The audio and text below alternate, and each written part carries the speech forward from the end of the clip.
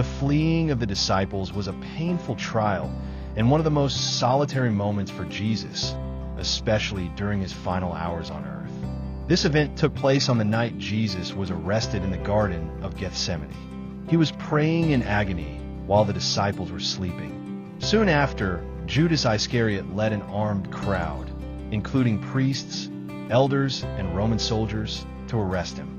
When the crowd arrived, they moved toward Jesus to seize him. The situation was tense and dangerous. Peter's reaction, ready to fight. Peter drew his sword and cut off the ear of the high priest's servant. Jesus immediately ordered him to put his sword away and healed the man's ear. This showed that he did not want to use violence to resist the disciples' actions. The Bible records in a short but painful statement that then all the disciples deserted him and fled. They abandoned their teacher, whom they had followed for 3 years, just when he needed them most. Deeper meaning of the event: loneliness and betrayal. The disciples' flight forced Jesus to face his enemies' persecution alone. This highlights the pain of solitude and betrayal from his closest companions. Human weakness.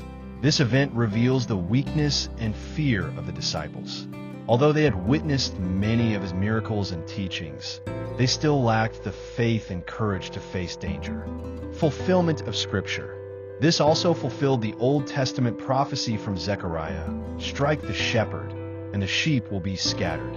Jesus had known this would happen and accepted it as part of the plan of salvation. The fleeing of the disciples was a harsh trial for Jesus. It shows that he had to bear all suffering and loneliness, including the pain of being rejected by those closest to him. He accepted it all to complete his mission of saving humanity.